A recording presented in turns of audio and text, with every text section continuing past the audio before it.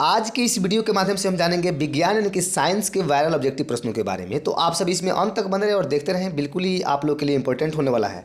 चलिए हम बढ़ते हैं प्रश्न की ओर, देखते हैं किस प्रकार से प्रश्न है। पहला प्रश्न आपके स्क्रीन पर है प्यारे बच्चों। कहा जा रहा है इसमें कि पेंटेन जिसका अणुसूत्र C6H12 है कि कितने संरचना समवायी संभव है।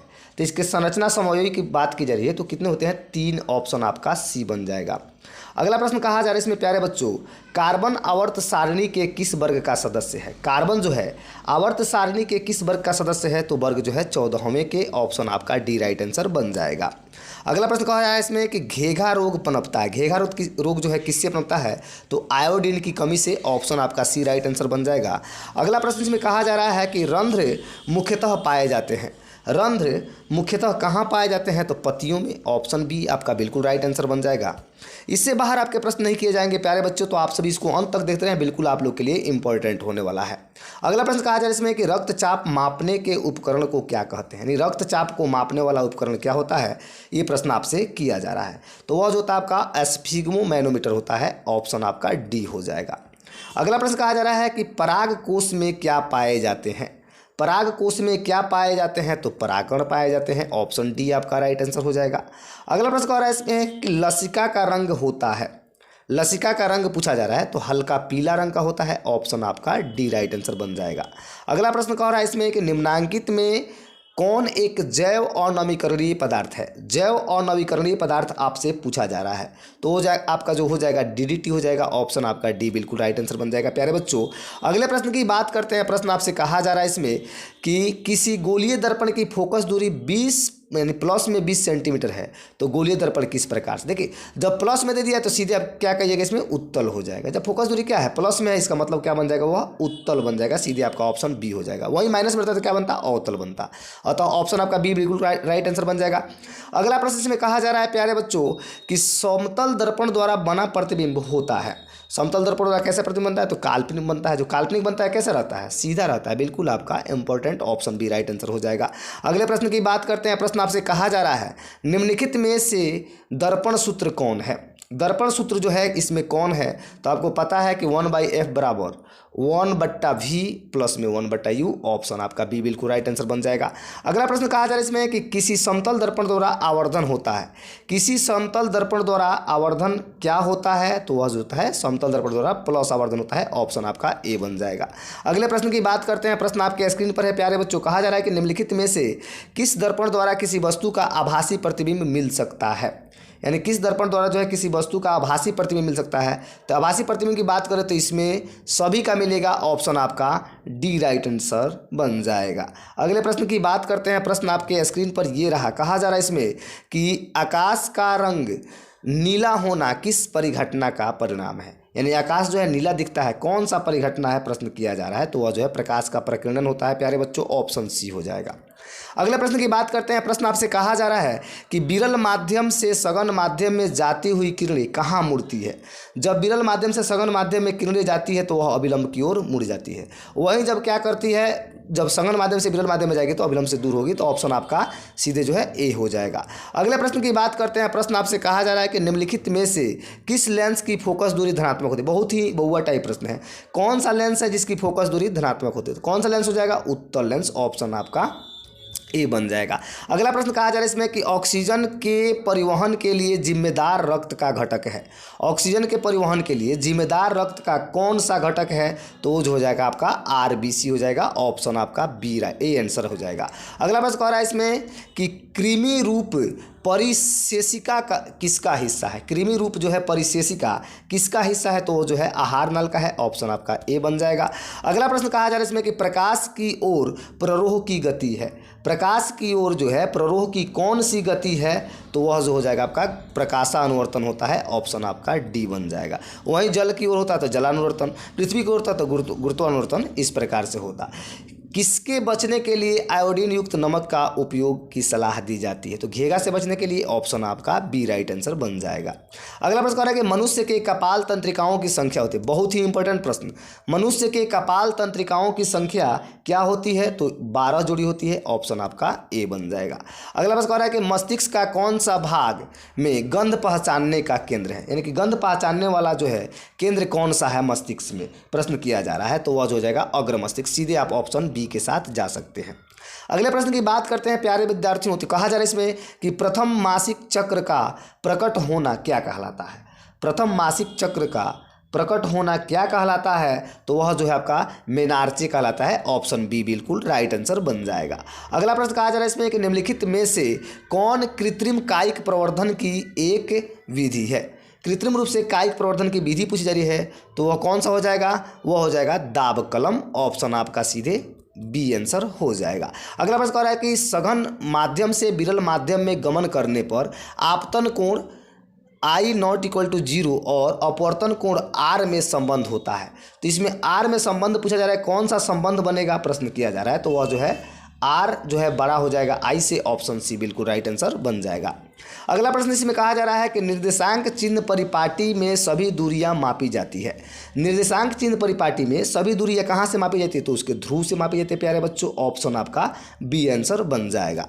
अगला प्रश्न कहा जा रहा है इसमें कि निम्नलिखित में से किस धातु से सोलर सेल बनाया जाता है? यानी सोलर सेल जो होता है किससे बना होता है, प्रश्न किया जा रहा है। तो सिलिकॉन का बना होता है, ऑप्शन आपका बी राइट आंसर हो जाएगा। इसमें का अगला प्रश्न कहा जा रहा है प्यारे बच्चों कि लघुपथन के समय परिपथ का प्रतिरोध होता है।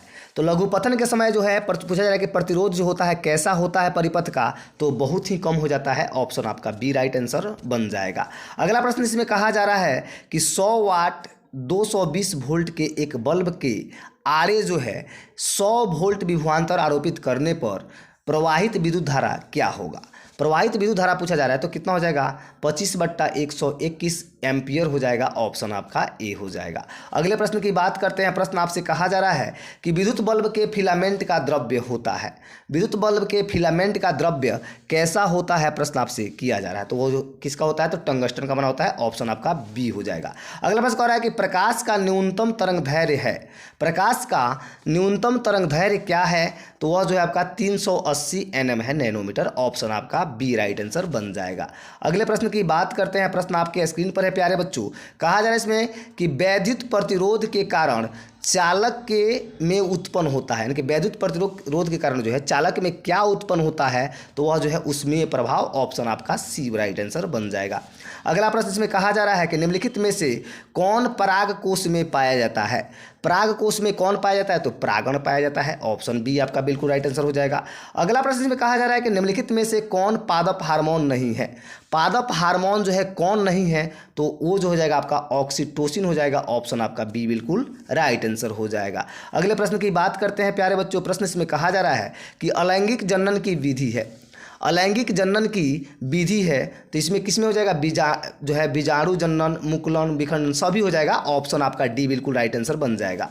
अगले प्रश्न की बात करते हैं। कहा जा रहा है इसमें कि मेंडल ने अपने प्रयोग के लिए किस पौधे का चयन किया था? सभी को पता है कि मटर के पौधे का चयन किया था, तो ऑप्शन आपका ए राइट आंसर बन जाएगा। अगला प्रश्न कहा जा रहा है कि निम्नलिखित में से किनको जो है जीव विज्ञान का पिता कहा जाता है? यानी कि जीव विज्ञान के पिता कौन है, प्रश्न आपसे किया जा रहा है। तो जीव विज्ञान के पिता की बात करें तो वह जो है अरस्तु है, सीधे ऑप्शन आप बी के साथ जा सकते हैं। अगला प्रश्न इसमें कहा जा रहा है प्यारे बच्चों कि मानव युग्मक में लिंग गुणसूत्र की संख्या कितनी होती है? मानव युग्मक में लिंग गुणसूत्र की जो संख्या होती है वह कितनी होती है? तो 2 होती है, बिल्कुल आपका राइट आंसर ऑप्शन बी बन जाएगा। अगला प्रश्न कहा जा रहा है इसमें कि प्रकाश संश्लेषण की प्रकाश अभिक्रिया होती है। प्रकाश संश्लेषण की जो है प्रकाश अभिक्रिया होती है, पूछा जा रहा है कि कहाँ होती है, प्रश्न आपसे किया जा रहा है। तो क्लोरोप्लास्ट के ग्राना में होती है, ऑप्शन आप बी के साथ जाइएगा, बिल्कुल आपका राइट आंसर बन जाएगा। अगला प्रश्न कह रहा है इसमें कि गुर्दे में उत्पादित मूत्र अस्थायी रूप से संग्रहित होता है। जो गुर्दे में उत्पादित मूत्र होता है अस्थायी रूप से कहाँ संग्रहित होता है? तो वह जो है मूत्राशय में होता है प्यारे बच्चों, ऑप्शन आप डी के साथ जाइएगा, बिल्कुल आपका राइट आंसर बन जाएगा। अगला प्रश्न कह रहा है कि किस पीएच मान वाला विलयन सबसे अधिक क्षारकीय होता है? कौन सा पीएच मान का विलयन है जो है जो सबसे क्षारकीय होता है? तो वह पीएच मान जो हो जाएगा आपका 11 हो जाएगा। आपको बता दें कि 7 से कम यानी कि 1 से लेकर 6 तक पीएच मान होगा वह अम्लीय हो जाता है। और जो है 7 जो रहता है 7 केवल रहेगा वह उदासीन होता है, और 7 से ऊपर 14 तक जो रहता है वह जो है आपका क्षारकीय होता है। जितना ऊपर जाए 14 तक जो है सबसे ज़्यादा क्षारकीय हो जाएगा, अतः 11 है तो जो इसमें ज़्यादा है तो ऑप्शन आपका सी राइट आंसर बन जाएगा। अगले प्रश्न की बात करते हैं। प्रश्न आपसे कहा जा रहा है इसमें कि चूना का रासायनिक नाम है, बहुत ही इंपॉर्टेंट प्रश्न, चूना का रासायनिक नाम पूछा जा रहा है तो कैल्शियम हाइड्रोक्साइड होता है प्यारे बच्चों, ऑप्शन आपका बी राइट आंसर बन जाएगा। अगला प्रश्न कहा जा रहा है इसमें कि निम्नांकित में सोडा एस का सूत्र है, सोडा एस का सूत्र क्या है तो Na2CO3, सीधे ऑप्शन आप बी के साथ जा सकते हैं। अगले प्रश्न की बात करते हैं। प्रश्न आपके स्क्रीन पर है, कहा जा रहा है प्रश्न इसमें कि निम्नलिखित में कौन जो है ग्लोबल लवण का सूत्र है, ग्लोबल लवण का सूत्र आपसे पूछा जा रहा है तो वह जो हो जाएगा आपका Na2SO4 10H2O, सीधे आप ऑप्शन ए के साथ जा सकते हैं। इसमें का अगला प्रश्न कह रहा है कि निम्नांकित में संश्लेषित सूचक कौन है, तो संश्लेषित सूचक की बात करें तो मेथिल ऑरेंज है, ऑप्शन आपका सी राइट आंसर बन जाएगा। अगला प्रश्न इसमें कहा जा रहा है कि निम्नांकित में कौन सा पदार्थ बिना ज्वाला के जलता है, बिना ज्वाला का कौन सा पदार्थ जलता है, प्रश्न आपसे किया जा रहा है तो यह जो है आपका कोयला है, सीधे ऑप्शन आपका डी राइट आंसर बन जाएगा। अगला प्रश्न कह रहा है कि उपचयन में निम्नलिखित में से क्या होता है, उपचयन में निम्नलिखित में से क्या होता है तो इसमें सभी हो जाएगा, यानी कि ऑप्शन आपका डी राइट आंसर बन जाएगा। अगला प्रश्न कह रहा है कि जल के वैद्युत अपघटन में कैथोड पर कौन सी गैस मुक्त होती है, कैथोड पर जो है कौन सी गैस मुक्त होती है तो वह जो है हाइड्रोजन गैस प्यारे बच्चों, ऑप्शन आपका बी राइट आंसर बन जाएगा। अगला प्रश्न कह रहा है कि धोबिया सोडा का रासायनिक सूत्र क्या है, बहुत ही इंपॉर्टेंट प्रश्न, धोबिया सोडा का रासायनिक सूत्र तो Na2CO3 10H2O, सीधे आप ऑप्शन क्या करिएगा बी के साथ जाइएगा प्यारे बच्चों। अगला प्रश्न इसमें कह रहा है इसमें कि निम्नांकित में से कौन अधातु है, बहुत ही इंपॉर्टेंट प्रश्न, प्रश्न आपके ऐसा ही है, यही प्रश्न पूछे जा रहे हैं तो कौन जो है अधातु है प्रश्न किया जा रहा है तो जो हो जाएगा आपका फॉस्फोरस, पी बिल्कुल ही आपका राइट आंसर हो जाएगा। अगला प्रश्न इसमें कहा जा रहा है प्यारे बच्चों कैल्शियम की परमाणु संख्या क्या है, बहुत ही इंपॉर्टेंट, कैल्शियम की परमाणु संख्या क्या है तो 20 है, यानी Ca कैल्शियम, कैल्शियम की परमाणु संख्या 20, ऑप्शन आपका सी हो जाएगा। अगला प्रश्न इसमें कह रहा है कि मेंडलीव की आवर्त सारणी में वर्गों की संख्या कितनी है, बहुत ही इंपॉर्टेंट प्रश्न, मेंडलीव की आवर्त सारणी में वर्गों की संख्या 8 है, ऑप्शन आपका सी राइट आंसर बन जाएगा। अगले प्रश्न की बात करते हैं। प्रश्न कह रहा है इसमें कि जिप्सम का रासायनिक सूत्र क्या होता है, जिप्सम का रासायनिक सूत्र पूछा जा रहा है तो क्या होता है CaSO4 2H2O, ऑप्शन डी आपका बिल्कुल राइट आंसर हो जाएगा प्यारे बच्चों। अगले प्रश्न की बात करते हैं। प्रश्न कहा जा रहा है इसमें कि बोरोन का परमाणु भार क्या है, बहुत ही इंपॉर्टेंट, बोरोन का परमाणु भार क्या है प्रश्न किया जाए तो बोरोन का परमाणु भार जो होता है आपका 11 होता है, ऑप्शन बी आपका राइट आंसर हो जाएगा। अगला प्रश्न कह रहा है इसमें कि कैलामाइन निम्नांकित में से किस धातु का अयस्क है, कैलामाइन जो है किस धातु का अयस्क है तो वह जो है जिंक का है, Zn, ऑप्शन आपका ए राइट आंसर बन जाएगा।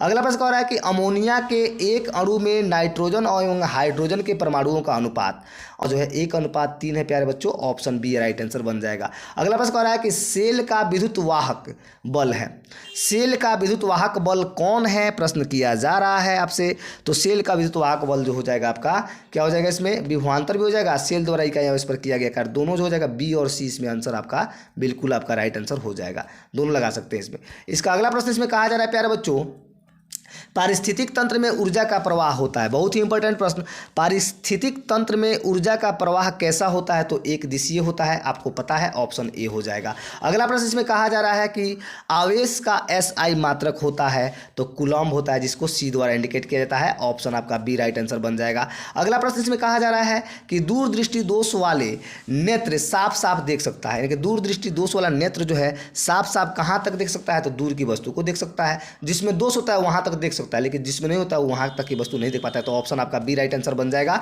अगला प्रश्न इसमें कहा जा रहा है प्यारे बच्चों निम्नांकित में से कौन सा ऊर्जा स्रोत और जो है सौर ऊर्जा का व्युत्पन्न नहीं है, यानी कि कौन सा ऊर्जा स्रोत जो है सौर ऊर्जा का व्युत्पन्न नहीं है तो वह जो होगा नाभिकीय ऊर्जा प्यारे बच्चों, ऑप्शन आपका डी बन जाएगा। अगले प्रश्न की बात करते हैं। प्रश्न कह रहा है इसमें कि विद्युत धारा के चुंबकीय प्रभाव की खोज किसने किया था, बहुत ही इंपॉर्टेंट प्रश्न, विद्युत धारा के चुंबकीय प्रभाव की खोज की बात करें तो वह जो है ऑर्स्टेड के द्वारा किया गया था, ऑप्शन आपका डी हो जाएगा। अगला प्रश्न कहा जा रहा है इसमें कि चिन्हों की निर्देशांक परिपाटी में धनात्मक फोकस दूरी होती है, धनात्मक फोकस दूरी जो है किसकी होती है तो वो जो हो जाएगा आपका, यानी कि उत्तल और अवतल दोनों दर्पणों का होगा तो ऑप्शन आपका डी राइट आंसर बन जाएगा। अगला प्रश्न कह रहा है कि इसमें कि निम्नांकित में किस कारण से सामान्य नमक का जलीय घोल विद्युत का सुचालक होता है।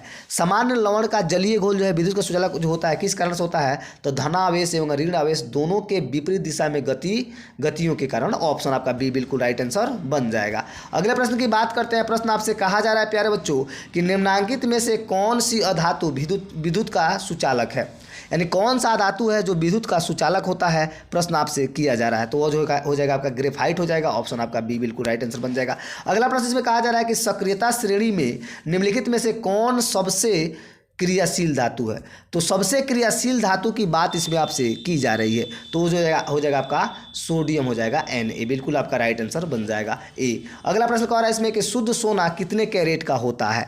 शुद्ध सोना के कैरेट की मात्रा बताएं तो 24 कैरेट। सीधे आप आंसर सी के साथ जा सकते हैं। अगले प्रश्न की बात करते हैं प्यारे बच्चों। प्रश्न इसमें कहा जा रहा है कि निम्नांकित में से किस धातु को क्रिस्टलीन में डुबा के रखा जाता है। तो क्रिस्टलीन में डुबा कर रखे जाने वाला धातु की बात करें तो सोडियम है प्यारे बच्चों। ऑप्शन आपका ए हो जाएगा। अगला प्रश्न इसमें कहा जा रहा है कि अम्ल के जलीय विलयन में निम्नांकित में से कौन उत्पन्न होता है, यानी कि अम्ल के जलीय विलयन में जो है कौन सा चीज उत्पन्न होता है, प्रश्न किया जा रहा है। तो वह जो है आपका हाइड्रोजन आयन प्लस, यानी प्लस आयन होता है। ऑप्शन आपका बी बन जाएगा। अगला प्रश्न इसमें कहा जा रहा है कि निम्नलिखित में से जो है कौन सबसे सबल अम्ल है। सबसे सबल अम्ल की बात करें तो वह कौन सा है, तो SI हो जाएगा। ऑप्शन आपका डी राइट आंसर बन जाएगा। अगला प्रश्न इसमें कहा जा रहा है कि शुद्ध जल का pH मान होता है। शुद्ध जल का pH मान जो होता है 7 होता है। ऑप्शन सी आपका राइट बन जाएगा। अगला प्रश्न कह रहा है कि निम्नांकित में से जो है कौन सा पदार्थ जलीय विलयन नीले लिटमस पत्र को लाल कर देता है। तो नीला लिटमस पत्र को लाल करने वाला जलीय विलयन कैसा होता है, अम्लीय होता है, नहीं अम्ल होता है। ऑप्शन आपका ए बन जाएगा। अगला प्रश्न इसमें कहा जा रहा है कि जैव आवर्धन प्रदर्शित करने वाला रसायन, जैव आवर्धन प्रदर्शित करने वाला रसायन कौन होता है, तो DDT होता है प्यारे बच्चों। ऑप्शन आप बी के साथ जाइए, बिल्कुल आपका राइट आंसर बन रहा है। अगले प्रश्न की बात करें, कह रहा है इसमें कि रंध्र का मुख्य कार्य है। रंध्र का मुख्य कार्य क्या होता है, तो रंध्र का मुख्य कार्य जो होता है गैसों का विनिमय एवं वाष्पोत्सर्जन होता है। ऑप्शन आपका बी बिल्कुल राइट आंसर बन जाएगा। अगले प्रश्न की बात करते हैं। अगला प्रश्न है कि वायुमंडल में CO2 की जो है प्रतिशत क्या है, यानी CO2 जो है कितना प्रतिशत है, तो वह जो है 0.03% प्यारे बच्चों। ऑप्शन आपका बी राइट आंसर बन जाएगा। अगला प्रश्न कह रहा है इसमें कि पौधों के उत्सर्जी पदार्थ है। पौधों के उत्सर्जी पदार्थ कौन से हैं, तो आपके कौन हो जाएंगे, टैनिन हो जाएंगे, गोंद, रेजिन सभी हो जाएंगे। तो ऑप्शन आप डी के साथ जा सकते हैं, बिल्कुल राइट आंसर ऑप्शन डी।